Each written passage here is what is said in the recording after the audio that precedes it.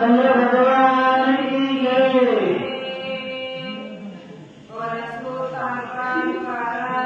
श्री संत एकनाथ महाराज की जय।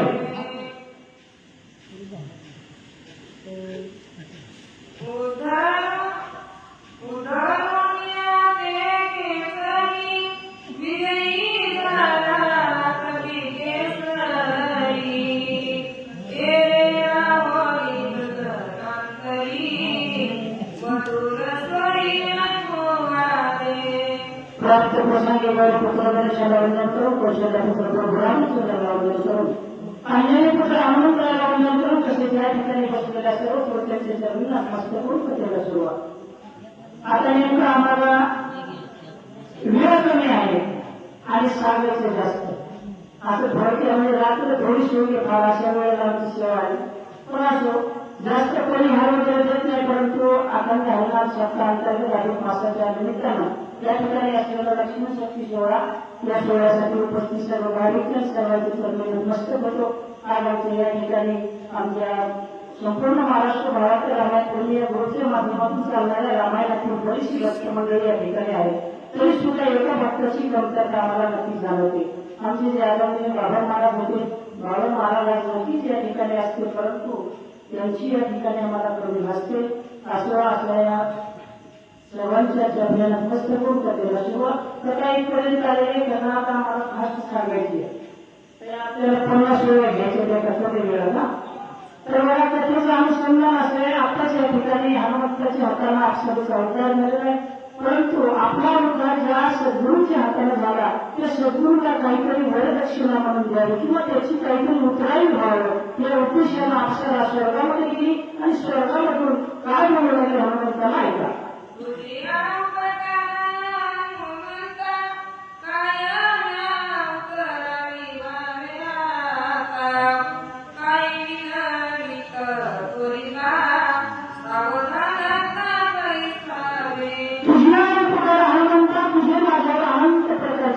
कारण कितीतरी अनेक वर्ष मी या ठिकाणी पडले होते, परंतु तुझ्या स्पर्शाला तुझ्या पदस्पर्शाने या ठिकाणी माझा उद्धार झाला। माझे काहीतरी कर्तव्य आहे, त्या उत्तराची परतफेड करणं पुन्हा काहीतरी मला सांगायचे हे मी सांगते ऐक म्हणजे।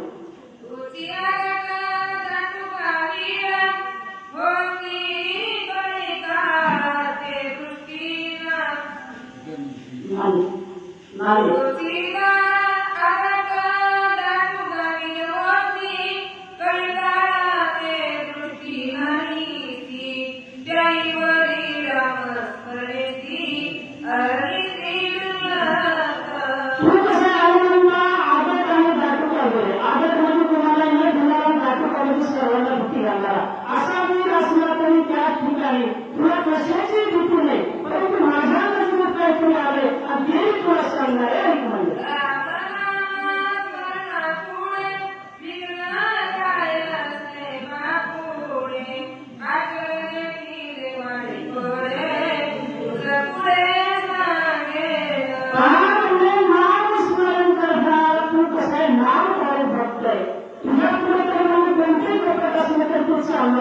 परंतु माझ्या मनाला एक आश्चर्य दिसलं, मला काहीतरी नवल्याची गोष्ट दिसली आणि ती तुला मला सांगायची। अक्षर हनुमंताला आकाशामधून बोलू लागली।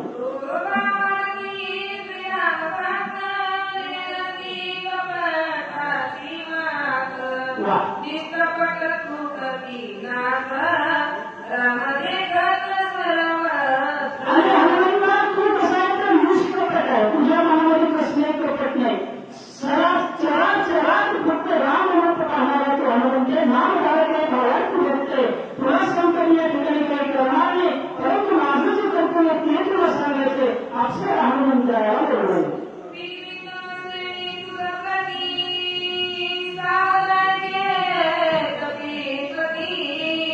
केवळ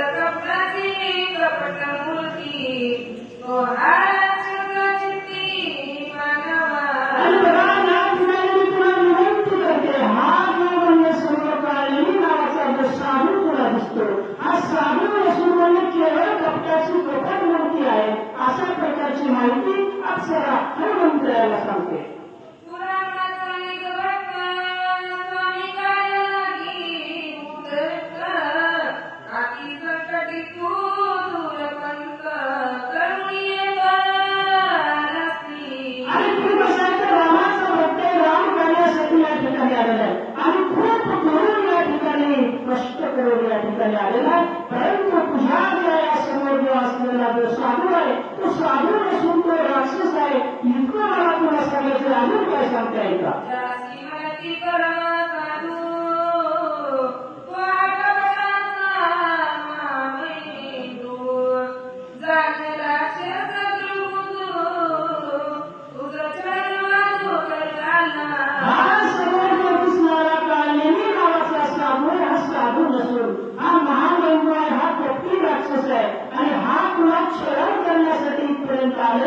हनुमंताला चुकीत मारले सांगू लागले.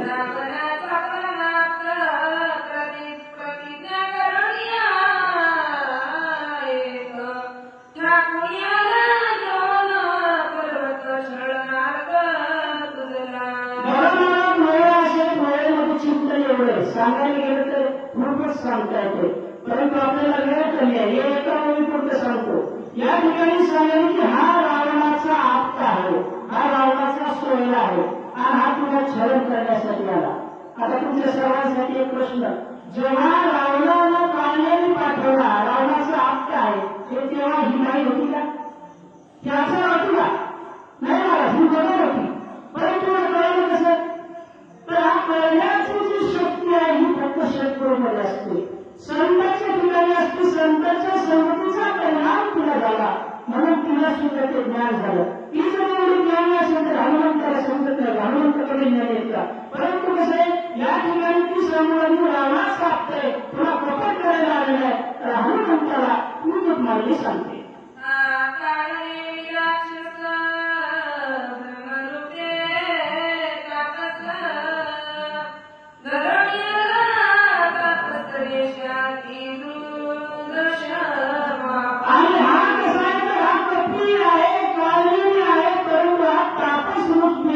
धारण केले आणि तुला फसवण्यासाठी या ठिकाणी आला, तुमची तुम्हाला सांगू लागली.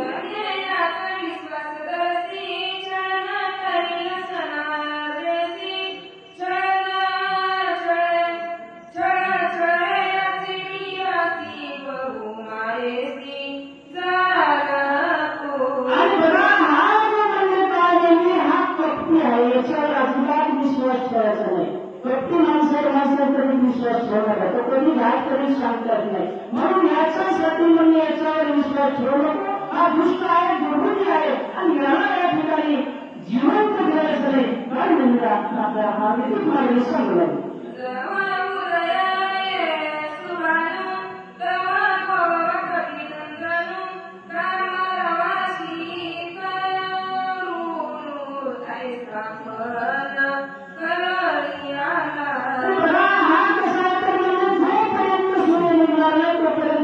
छळण करण्यासाठी आलेला आहे आणि हा राजा रावणाकडे पण करून आलेला आहे. राजा रावणाने पण केलं तेव्हा ही बाई सुद्धा नव्हती, अप्सरा सुद्धा नव्हती, ही मदत होती. परंतु त्या ठिकाणी जे झालं त्याचं ज्ञान फक्त हनुमंताच्या परस्पर्शाला या अप्सरेला आलं. अप्सरा हनुमंताला सांगू लागली.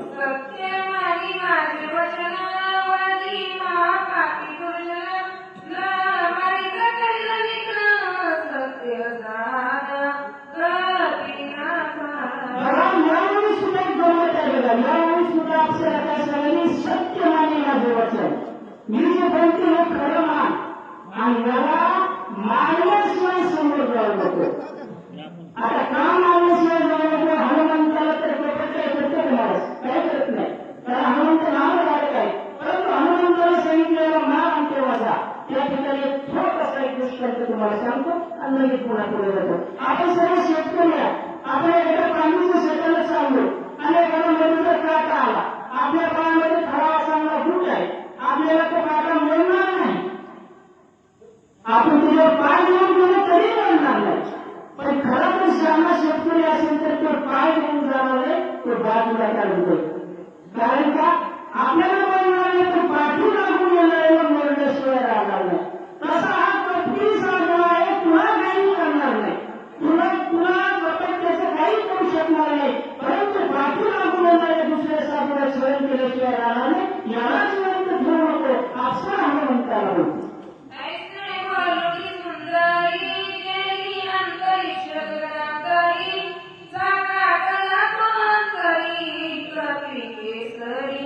आधी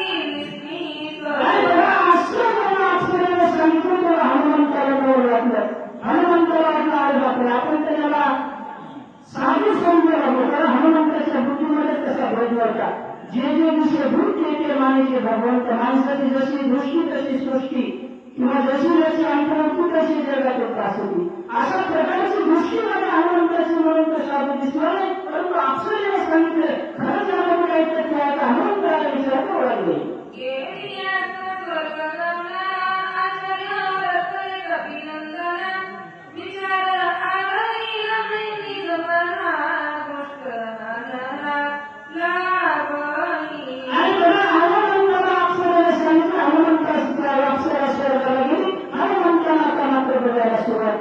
आता आपल्या अंतर्दृष्टीने त्या राक्षसाकडे बघायला सुरुवात केली. कसा दिसला काय का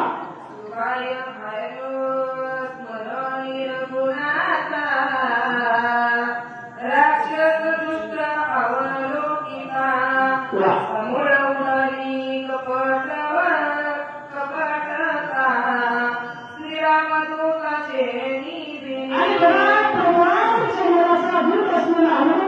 त्या ठिकाणी राम नामस्मरण केलं.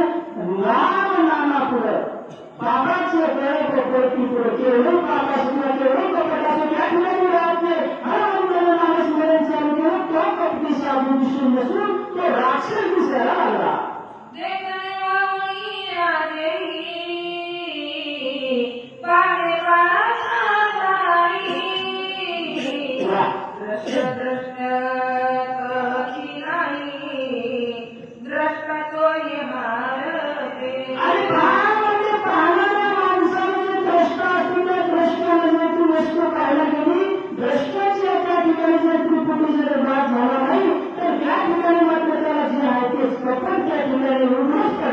अशा प्रकारे हनुमंतराला तो भक्ती साधू दिसू लागला.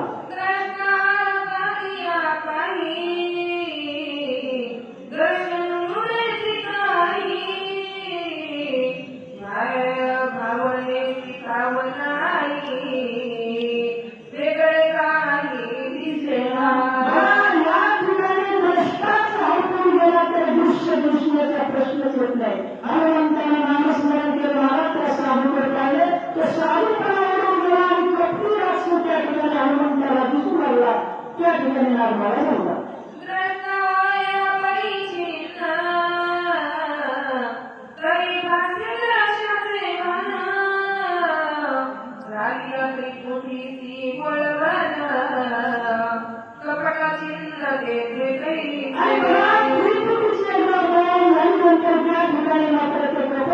राहत नाही. अशी अवस्था हनुमंताची नामस्मरण घेतल्यानंतर त्या काळानंतर पाहिल्यानंतर झाली.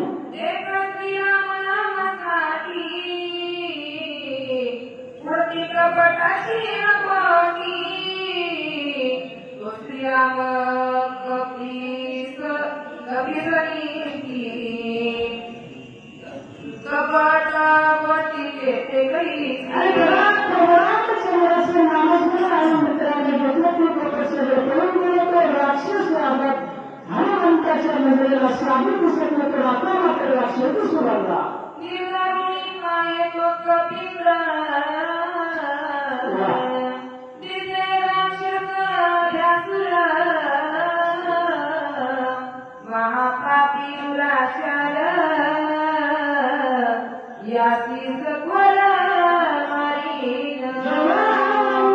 नामस्मरण केलं तो साधू दिसत नसून आता भस्म राक्षस दिसू लागला.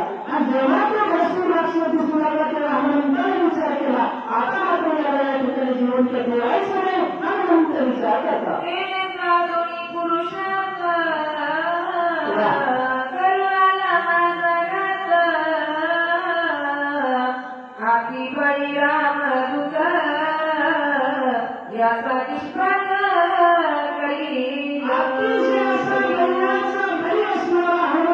अतिशय बलवान होते. हनुमंताने विचार केला याचा या ठिकाणी आपल्याला काटा काढण्याशिवाय समोर जायचं नाही. याला मारण्याशिवाय जायचं नाही. हनुमंताला विचार करतात.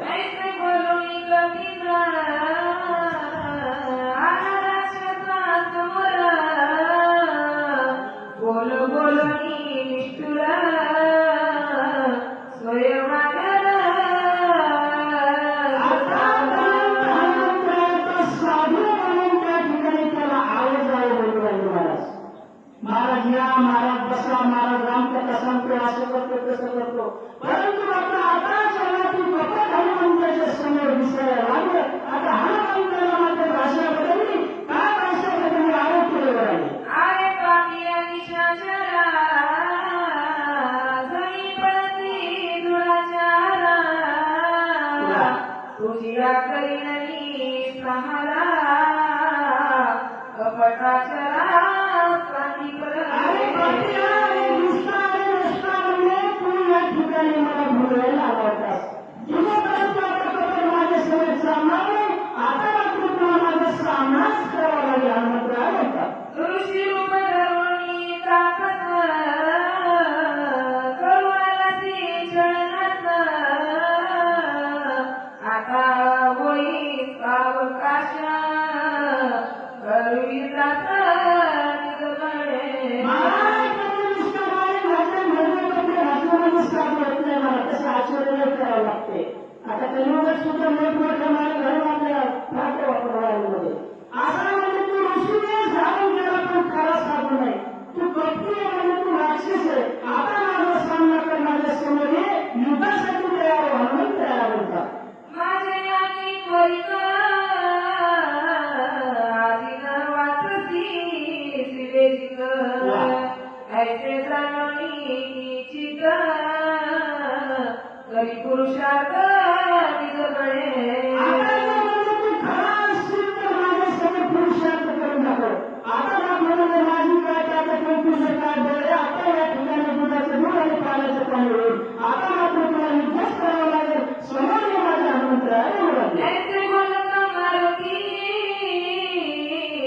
सरसावला राक्षस मूर्ती रणी जिंकावया कपिप्रती साठोपचिती मांडली. अशा हनुमंतरायाला मात्र आता युद्ध करण्यासाठी हनुमंतराय सरसावून त्या ठिकाणी राक्षसासमोर उभं राहिलं. कसे उभे राहिले का? ऐकुणी अभिषे उत्तर काढलेली निशाचर धरी कवित्राळ शरीर आती व्यासुर वासक. आता काय म्हणजे समजून आता आपलं काही ठेवलं आपल्याला आपल्या न स्वरूपात यावं लागतं. लगेच न स्वरूपात आला. 11 अशा प्रकारचे रूप काढलेलं धारण केलं. हनुमंतराया काय करतं काय का? दश योजने वाढला उंच आडवा योजने 5 माथाचे उभारले कच जैसे वृक्ष तुळकावे. असा अनाथाला 40 कोस म्हणजे मान झाला आणि 20 कोस असा धनुष्य झाला. अशा प्रकारची झाडे जमिनीवर अशा प्रकारची त्याचे केस उभे राहिले. आपल्याला मी कळालं लोकांमध्ये तो काढला एवढा राहिला. हनुमंतराया सुद्धा आपलं स्वरूप त्या ठिकाणी काय करते नाही का? आकई झाला समसवित मासाचे काकडे आज सगळी अशुद्धेनी कळता कैसा मासक व्यासूर. असा व्यासूर काढलेली दिसून आला. महाराजच्या 11 इत्यादीची तोंड ऐकून एक मोठ्या त्या ठिकाणी तोंडामध्ये झाला. मांस जसा की वेळेच्या वेळ खातो की काय काचे राहिलाय. अशा प्रकारचा व्यासूर तो काढलेली हनुमंताच्या समोर दिसू लागला. गवळकळी फुगोळे खोल जैसे लगलगी ताई काळ जैसे दिसाती नेत्र गोळ हाती विक्राळ आकृती श्रीराम जय राम जय जय राम. अशा प्रकारची डोळे जसे खैराच्या झाडाची नाळ बुंद अशी निवड असतात अशा प्रकारची नाळ निवड केले. असा आपला विक्राळ व्यासूर तो काढलेल्या हनुमंतासमोर दिसतो. जैसा मेघ गडगडीला कैसा निशाचर गरजिनाला कोलती केवळी गालिनाला हनुमंत कृती लक्ष्मी श्रीराम जय राम जय जय राम. असा तो काढलेले म्हणजे हनुमंताच्या समोर युद्ध करण्यासाठी हनुमंताच्या अंगावर सगळा आपला विक्राळ होतो. म्हणजे हनुमंताच्या समोर येतो. हनुमंतराया काय करतात? रथापणे वेगी वाढला कपिके सरी त्रायौजे जगनांतरी उतरवणी दुरी चालिला श्रीराम जय जय राम हनुमंताला पाहिलं मला म्हणून त्या सुद्धा विराट रूप धारण केलं 40 आकाशामध्ये मस्त गेलं आणि आकाशामध्ये उडान हनुमंताने केलं दूर समोर दूर दूर जाऊन काय करतात जैसा पाळलो आगोळ कैसा पलटला गोळांगोळ सवेग चालीला सबळ जैसा कल्लोळ आगीचा श्रीराम जय राम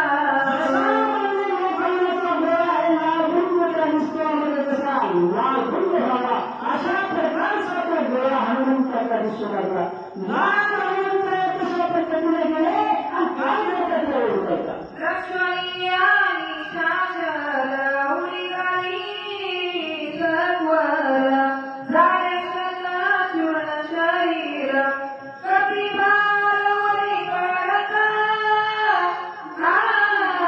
श्रीराम जय राम आकाशामध्ये गेले महाराज गुंड अशा प्रकारचे मोठं मोठं शरीर हनुमंताचं कायमच्या अंगावर कायमच्या शरीराचे 100 तुकडे झाले अशा प्रकारे कायमच्या या ठिकाणी झाला रामचंद्र भगवान की जय तरी राक्षसा कुलगडी आक्रते विजली आरोळी कपी तुझी युद्ध समेळी रांगोळी करी महाराज जिद्याची फार वेळेशिवाय जात नाही माणूस मारला तरी सुद्धा आता बघा या कलियुगातले आम्हाला बरेचसे अनुभव आले माणसं मार खाता खाता बरेच शेताच्या संदर्भात भांडण होते काय नाव नाही मला सगळं वावरित सगळं शिवरित कोर्ट त्याच्यावर घालतात आता म्हणतात तुझी मी बघतोच एकदा काय बघतो आता इथे 100 तुकडे झाले तरी सुद्धा काय नाही कुणाचं मी मारणारच हनुमंता काय नाही त्या ठिकाणी अशी भाषा तू बोलला ऐसे बोलता राक्षसा भूम्याला करकशा निघा उठिला गौवत परमदेश हनुमंताच्या उद्धारामुळे त्या ठिकाणी शेतशून्य झाला 100 तुकडे झाले जोरात घाण त्यांचे शरीर त्या पृथ्वीवर पडलं आणि त्याचा एवढा मोठा आवाज झाला की ज्या ठिकाणी हा ब्रह्मगिरी पर्वत होता पर्वत सुद्धा दणावून गेला अशी अवस्था झाली शब्द झाला की अद्भुत गंधर्व दिसला ते उठवल्या ते गावात आणि असा अवस्था काळीच्या शरीराचा जन्मदिवशी झाला सगळे झोपलेले माणसं उठले म्हणजे झालं त्या सकाळचा प्रसाद झाला तर काय अशा प्रकारे अवस्था झाली त्या गंधर्वांच्या तुझ्या ब्रह्मगिरी पर्वतावर सगळे जागी झाले कशा गाव झाला काय झालं काय अवस्था झाली ऐका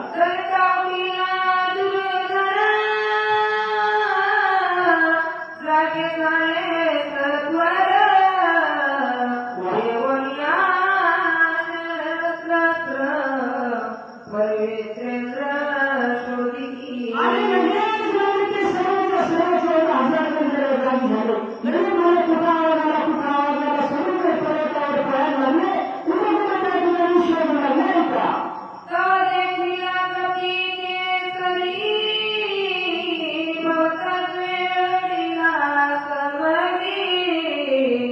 वर्षकाठी शास्त्री दिशी माझी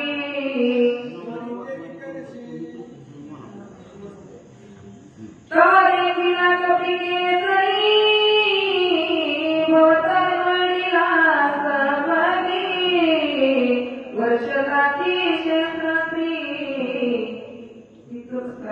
दिशी माझी त्वरी के विकरित लगेच त्या ठिकाणी पर्वत पाहायला गेले पर्वत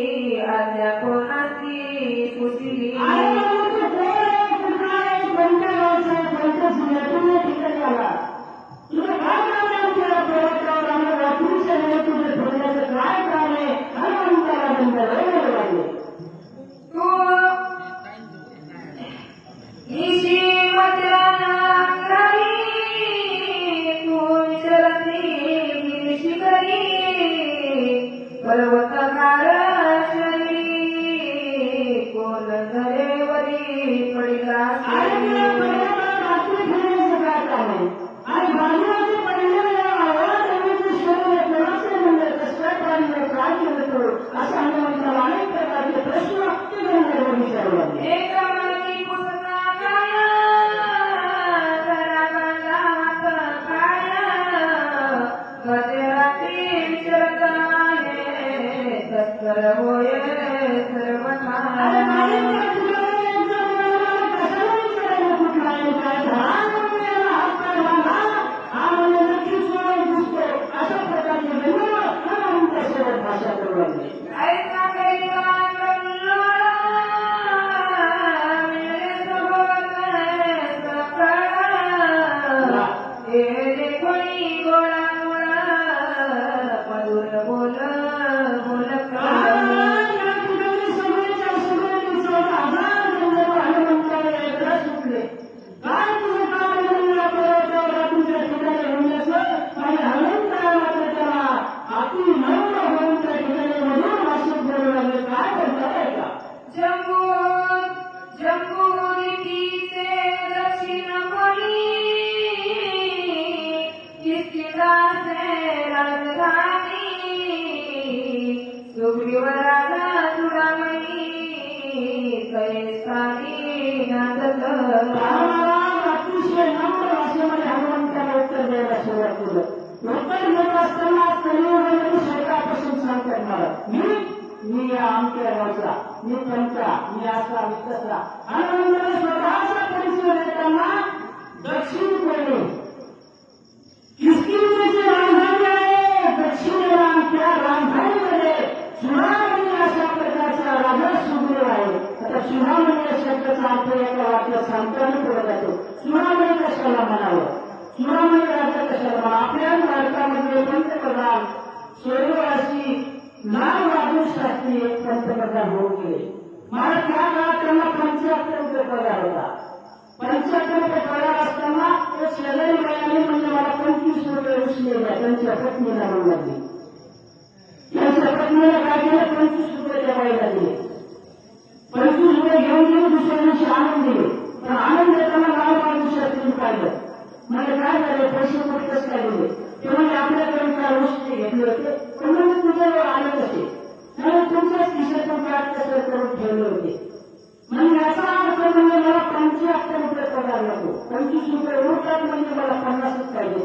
दुसऱ्या दिवशी सरकारकडे त्यांनीच अर्ज केला, बाबा माझी पगार 75 वरून 25 म्हणजे 50 करा, मला 25 रुपये लागत नाही, कारण शिल्लक राहिले. त्याच्या राजाला म्हणतात चूडामणी राजा. अशा प्रकारचा सुरू हा चूडामणी राजा आहे आणि किष्किंधेला राहतो. अशा प्रकारचे हनुमंताला स्वतःच वर द्यायला सुरुवात केली. त्याची सखे श्रीरामाची, स्वाभिमानी श्रीरामाची, करमरती रे भक्तीची, वानराची अति प्रेम. आणि आज जो म्हणजे किष्किंधेला असणारा राजा सुरू आहे त्याचे सख्य म्हणजे प्रभू रामचंद्राचे आहे. आणि त्या श्री रामचंद्राची सख्य असल्यानंतर या प्रकारची अशा प्रकारची माहिती हनुमंताला बोलवली. राम रावणाचे युद्ध झाल्या किल्लारोला, रावणे ब्रह्मशक्ती सोडून बंधू लक्ष्मणा काढिला. आणि त्या सुग्रीवाला म्हणजे त्याच्याच बंधुवालीचा त्या ठिकाणी प्रभुरामचंद्र वध केला. सुग्रीवाला सख्य करून त्या सुग्रीवालांच्या साह्यानं म्हणजे राजा रामासोबत गंभीर प्रकारचे युद्ध झाले. राजा रामाची शक्ती प्रभुरामचंद्राच्या बंधूला म्हणजे लक्ष्मणाला मारले हनुमंतराया सांगतात. मागवाया स्वामी नसी, देवलो मी औषधेची, विघ्न न करावे आम्हासी, रमण तुम्हासी आणि निकट. त्या बंधू लक्ष्मणाला वाचवण्यासाठी मी औषधी न्यायला या पर्वतावर आलेलो. तुम्हाला विनंती आहे, मला विघ्न करू नका, अशा प्रकारची विनंती हनुमंतराया गंधर्वाला करू लागली. उदये गणपती, वा वा. प्राणसाठी उर्मिलापती, म्हणून औषधी मध्यरात्री, जेवणी चिठी मी आलो.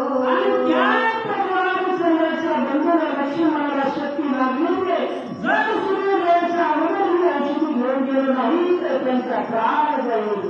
आणि म्हणून तुम्हाला विनंती आहे, मध्यरात्री आले मला जाऊन विनंती करू नका. हनुमंतराया नम्र केले गंधर्वाला बोलतात.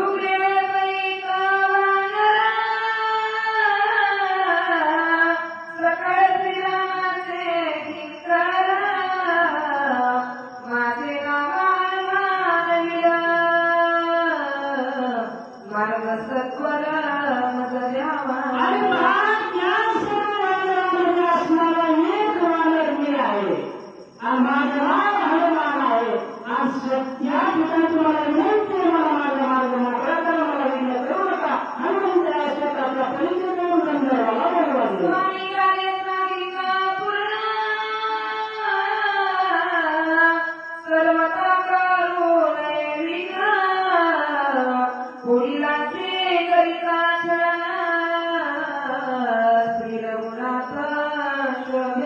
आणि महाराजांनी स्वामी करण्यासाठी आले. माझ्या स्वामीचं कार्य करत असताना मला विनंती करू नका. जर तुम्ही विनंती केलं तर माझे स्वामी या ठिकाणी रागावतील. अशा प्रकारचा हनुमंतराया गंधर्वाला बोलवले.